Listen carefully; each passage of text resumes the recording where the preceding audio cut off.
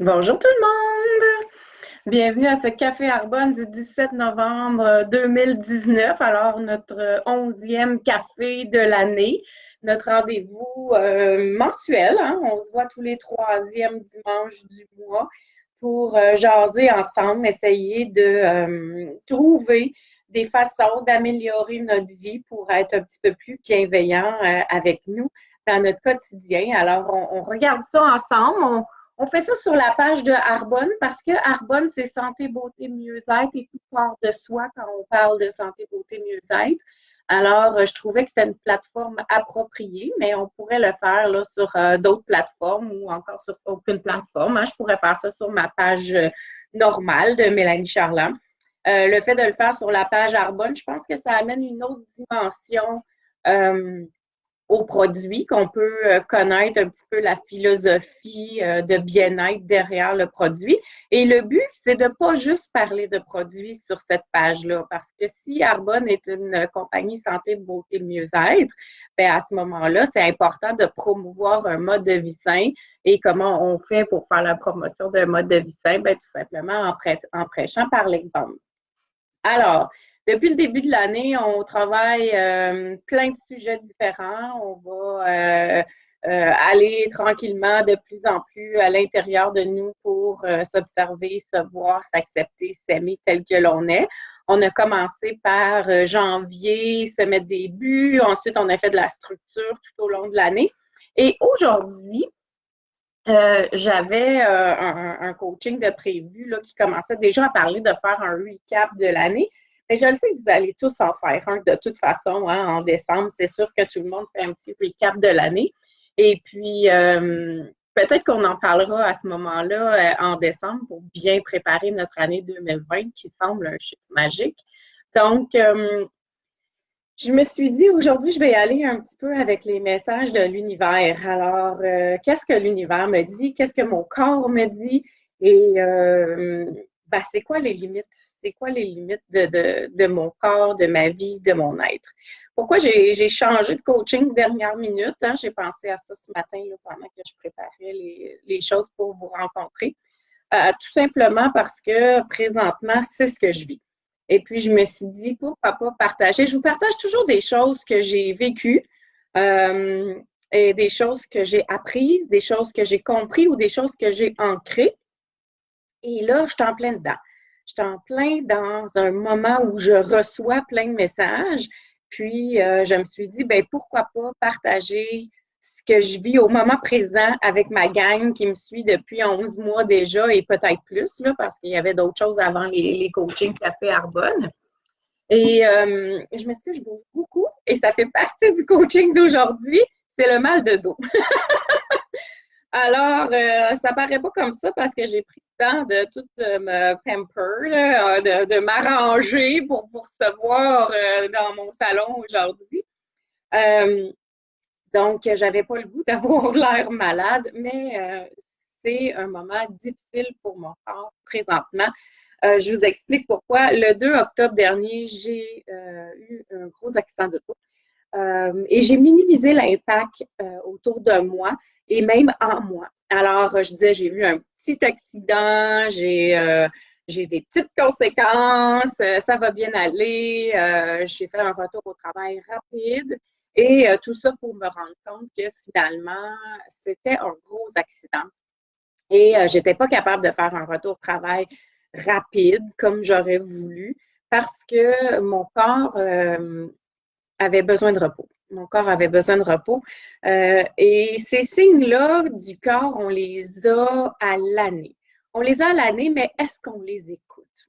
Alors, est-ce que tu écoutes tes limites? Est-ce que tu écoutes les signes que ton corps te donne, toi?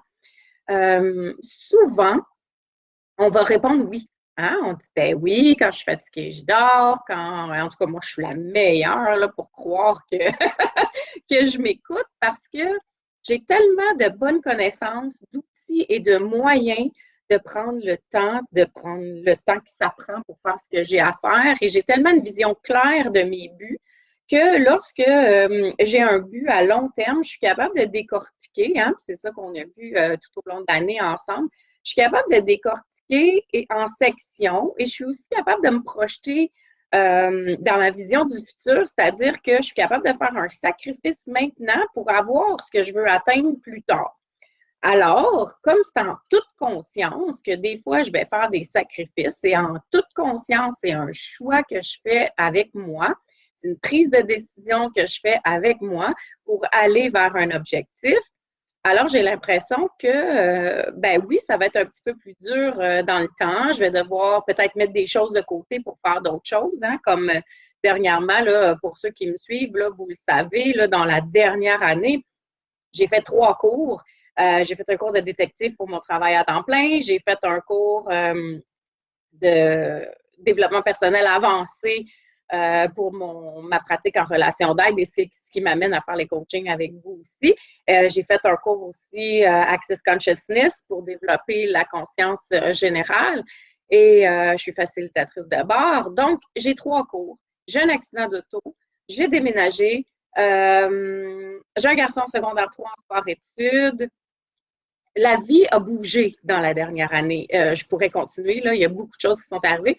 Et chaque fois, c'est un choix. Hein? Fait que toi aussi, je suis certaine que tu vis la même chose. Tu fais un choix. Donc, j'avais fait le choix de mettre de côté un petit peu mon sport. Moi, j'aimais ça faire de la boxe 3-4 fois semaine. Je pouvais plus faire ça parce que là, je peux pas aller à l'école le soir, travailler à temps plein, puis en plus bâtir mon entreprise Arbonne. À un moment donné, on a besoin quand même de décrocher. Hein? On ne peut pas être juste dans le travail, dans le travail, dans le travail. Alors, c'était des choix conscients. Je savais que j'allais minimiser certaines activités que j'aime beaucoup, qui me font du bien, pour pouvoir être mieux plus tard. Et quand tu fais un choix conscient, tu as l'impression que tu fais la bonne chose. Donc, j'avais pas l'impression que j'étais une personne qui écoutait pas ses limites, que j'étais une personne qui recevait pas les messages de son corps. J'avais l'impression de vraiment être à l'écoute de moi, comme la plupart d'entre vous, hein, quand on sent que là, c'est un moment un petit peu plus dur, ben, tout simplement, on se donne un peu plus de temps, puis on est convaincu d'être à l'écoute de notre corps. Mais des fois, la tête prend le dessus, et là, la tête va te faire croire que tu sais t'écouter, que tu prends soin de toi, que tu as fait un choix, que ça va revenir plus tard. Mais même si c'est rationalisé, même si c'est conscient, et même si c'est un choix, le corps physique, là, le corps émotionnel, ont des besoins autres que toi, tu choisis. Fait que c'est pas parce que toi, tu choisis d'aller vers un but ou tu choisis de faire des rénovations dans ta maison, puis que tu te dis, j'ai juste 3 mois pour les faire, je les fais en 3 mois, que ton corps, lui, va comprendre que tu as juste 3 mois. Alors, quelles sont tes limites? C'est ça le sujet d'aujourd'hui. Écoutes-tu tes limites? Vous savez, je suis un bel exemple parce que j'ai fait tout ça en disant, ben, je vais faire quelques petits ajustements au présent pour un meilleur futur. Et le 2 octobre, quand j'ai eu mon accident, je ne me suis pas rendu compte tout de suite des messages. Il y a l'adrénaline qui est restée dans le corps, qui m'a fait être fonctionnelle pendant un bon 2 semaines avant que je commence à me sentir et à m'écouter. Fait drôle à dire pour une fille qui se sent au bout. Fait drôle à dire pour une fille qui enseigne aux autres de s'écouter puis de se sentir. Mais j'imagine que j'avais à passer par là pour mieux véhiculer mon message avec vous. Alors, même si je croyais que je m'écoutais, même si je croyais que c'était un choix conscient, mon corps a eu besoin d'un temps de pause, d'un temps d'arrêt pour refaire le plein et recevoir d'autres messages. Alors, quand je dis écoutez-vous les messages de votre corps, écoutez-vous les limites, c'est ça aussi.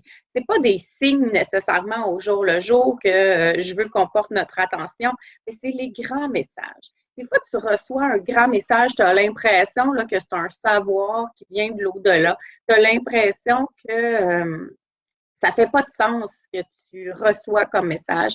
Des fois, même, tu peux le recevoir 2, 3 fois avant de l'écouter réellement. Mais ça, ce sont les messages que tu reçois pour toi et après, tu en fais ce que tu veux. Les écoutes-tu? Ça a l'air que moi, je les écoutais pas tant que ça parce que j'ai eu besoin d'un accident pour arrêter. Ensuite, pendant l'accident, j'ai continué à travailler fort. J'ai eu besoin d'un autre message pour me démontrer que j'avais besoin d'un temps de pause, d'un temps de ressourcement pour moi, pour ancrer certains messages.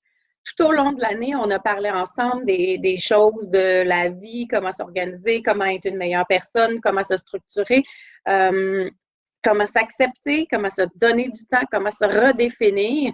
Et tout ça, euh, ben, il faut le mettre en place. Donc, c'est pas parce qu'on a acquis de l'information ici qu'on ne peut pas la descendre pour la mettre en place au cours de l'année. Des fois, on reçoit un message, hein, je vous ai peut-être parlé de quelque chose cet été qui fait du sens seulement aujourd'hui. Et c'est ça que mon accident vient m'enseigner. C'est ça que mon accident m'apprend, c'est de dire, ben, les as-tu reconnu tes limites et aujourd'hui, que peux-tu faire pour que ça soit mieux? C'est pas de se taper sa tête sur ce qu'on n'a pas fait, puis c'est pas non plus de replanifier d'autres choses, c'est de s'écouter aujourd'hui, ici, maintenant, j'ai besoin de quoi, corps, tu as besoin de quoi. Donc, l'importance d'écouter son corps, on en entend parler de toutes sortes de façons. Et quand on dit écouter son corps, ça veut juste dire tout simplement prendre un moment pour savoir est-ce que c'est vraiment ça dont j'ai envie. Souvent, on fonctionne, on avance et on se questionne même pas si c'est une habitude, si c'est une attente des autres, de la société ou d'une croyance qui nous dit qu'il faut faire ça. Et on avance sans se demander si c'est vraiment nous ce qu'on a envie. Une question que j'ai trouvée à travers Access Consciousness, c'est est-ce que c'est lourd ou c'est léger? Alors, quand tu ne sais pas comment prendre une décision, quand tu ne sais pas ce que ton corps veut vraiment, tu peux prendre un moment pour te centrer puis dire, bon, ben, ce party-là ce soir, est-ce que c'est lourd ou c'est léger pour moi dans mon corps? Ça se place où dans mon corps? C'est léger, j'ai vraiment envie d'y aller, ça va m'apporter quelque chose. Ou je crois que j'ai envie d'y aller, je crois que j'ai besoin d'y aller, mais c'est lourd. C'est lourd, finalement, j'ai d'autres choses à faire, puis mon corps, c'est peut-être pas ça qu'il a nécessairement envie. Alors, c'est un petit truc que je voulais vous partager aujourd'hui. Est-ce que c'est lourd? Est-ce que c'est léger? Tout simplement pour t'aider à reconnaître les messages de ton corps. Pour les limites, c'est un petit peu plus nuancé parce que des fois, on pense qu'on a une limite et la limite peut être j'ai peur, peut je manque de courage, peut être on me dit de ne pas faire ça, c'est pas le moment, mais est-ce que c'est réellement ta limite? Alors, quand je parle de limite, je parle vraiment de se demander est-ce que c'est ma limite? Et dans des petites choses, je ne te demande pas de changer ta vie aujourd'hui, là, je te demande d'être bien dans ta vie. Donc, c'est quoi ma limite quand je suis bien dans ma vie ici aujourd'hui? Aujourd'hui, c'était de faire un café Arbonne libre avec vous, de me sentir belle, de me sentir pas malade, hein, parce que ça fait un mois et demi que je suis à la maison avec une entorse cervicale et une entorse dorsale. Et j'avais besoin, moi, de sentir que je peux faire le coaching. J'en ai un enregistré d'hier parce que je me suis dit que je ne serais jamais capable. Et hier, c'était ma limite. Donc, j'ai enregistré un coaching pour vous hier. Je n'étais pas capable de le faire live hier. Je ne filais pas du tout. Mon dos ne bougeait pas du tout. Et puis, je me suis couchée en me disant, ben, tu sais, c'est demain le coaching, puis c'est live, puis demain, je me demanderai c'est quoi ma limite. Et ce matin, c'était clair qu'un coaching de 20 minutes, je suis capable de faire ça. Et j'ai envie de le faire et ça me faisait plaisir d'être en live plutôt que de le faire en enregistrement. Et en plus, j'avais ce goût-là de vous parler de limites. Donc, pour moi, il n'y avait pas d'autre chose. J'ai vraiment écouté mon corps qui disait oui, j'ai envie de le faire aujourd'hui en live. Donc, les limites, ce sont des petits messages qui viennent à nous.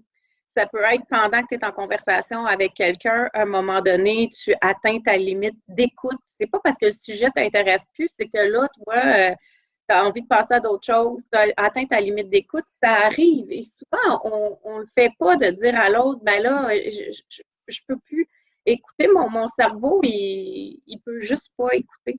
Présentement, c'est pas que c'est pas intéressant ce que tu me dis, c'est pas que c'est pas que je suis pas intéressée à toi ou à l'écoute de toi ou à l'accueil de toi. Présentement, c'est que ça se peut que j'ai plus ma concentration puis que là, je n'écoute plus. Alors, de dire ses limites, c'est quelque chose de très, très, très difficile. D'abord, il faut les reconnaître et des fois, ça prend du temps. On l'apprend après. On apprend plus tard. Hein? Moi, j'ai appris quelques limites pendant mon accident que j'avais avant mon accident, puis c'est l'accident qui est venu me montrer ça. Et c'est important de respecter que chacun a ses limites. Donc, ce que tu veux dans la vie, c'est pas que les autres soient des copies de toi. Ce que tu veux dans la vie, c'est être capable de bien communiquer avec les autres personnes, d'exprimer tes limites parce que tu les connais. Donc, tu peux recevoir l'autre quand tu parles à l'autre. Ça revient toujours à la communication, hein? On n'en parlera jamais assez de la communication. Un petit gorgée de café. Merci. Donc, on n'en parlera jamais assez de la communication, mais ça revient toujours à la communication, peu importe le sujet qu'on va parler. Parce que si j'apprends à reconnaître mes limites et que je m'accueille dans ce que je reconnais comme mes limites, je vais être capable de le verbaliser à l'autre quand je vais lui parler. Et l'autre, s'il voit que je suis capable d'exprimer mes limites, ben, il va avoir tendance à vouloir exprimer lui aussi ses limites. Ça va faire une belle communication où on va se comprendre. On n'est pas obligé d'être d'accord, mais il faut être capable de se parler pour être capable de se parler honnêtement, vulnérablement, pour être capable de se respecter. Le respect, c'est pas quelque chose qu'on donne gratuitement comme ça. Le respect, c'est quelque chose que, premièrement, on gagne, on a sur nous. Et quand on est capable de se respecter, on respecte automatiquement les autres. C'est une formule mathématique toute simple, le respect. Donc, n'attendez pas de respect des autres si vous ne vous en donnez pas à vous-même. Et comment se respecter? En respectant tes limites, en écoutant tes limites, en soyant attentif à tes limites. Donc, il y a des limites du corps, il y a des limites mentales, donc les corps émotionnels, le corps mental et le corps physique. Et moins tu écoutes un, plus l'autre va réagir. Alors, probablement que moi, avec tous mes cours et toutes les choses que j'avais à faire, j'étais convaincue que j'avais une décision de prise et que c'était en toute bienveillance pour moi. Mais à un moment donné, j'aurais pu ralentir. Il y a des choses qui se ralentissent quand tu étudies. Là, je suis en travail de fin de session pour le cours de relations d'aide spécialisée. J'aurais pu prendre 1 an pour faire le bilan professionnel et j'ai choisi de le faire en 6 mois. Donc, c'est moi qui ai mis cette pression-là parce que j'avais envie de ne pas amener ce projet-là en 2020 vu que je l'ai commencé en 2018. Est-ce que c'est ça que mon corps avait vraiment besoin? Probablement que non. Probablement, si j'aurais écouté les limites de mon corps, j'aurais pu aller jusqu'au printemps 2020 parce que mon corps était fatigué. C'est clair que mon corps était fatigué si j'ai eu un accident pour me reposer. Et ça a tout pris pour que je me repose, parce que moi, je voulais continuer à travailler. Alors, ça ne m'a pas fait plaisir de prendre un break de 2 de mes entreprises parce que pour moi, c'était important de continuer à travailler. Avec le recul, j'aurais pu prendre des décisions autrement, garder le même focus, le même projet, étendre un peu plus pour avoir le temps de me reposer, pour avoir le temps de faire un peu plus de sport et non pas mettre le couvercle sur ce bout-là. Alors, pourquoi je te parle de moi aujourd'hui? Parce que j'espère que ça va te faire des liens dans ta vie. Ça va te faire des liens que souvent on pense qu'on fait la bonne chose, mais on ne s'est jamais fermé les yeux pour se demander si c'était vraiment ça qu'on avait besoin. Et on ne s'est pas redéfini. Alors moi, j'ai décidé, dur comme fer, que je n'allais pas amener tous ces projets d'études-là en 2020 parce que je voulais commencer un 2020 relax et c'est ce que je vais avoir. Je vais avoir un beau 2020.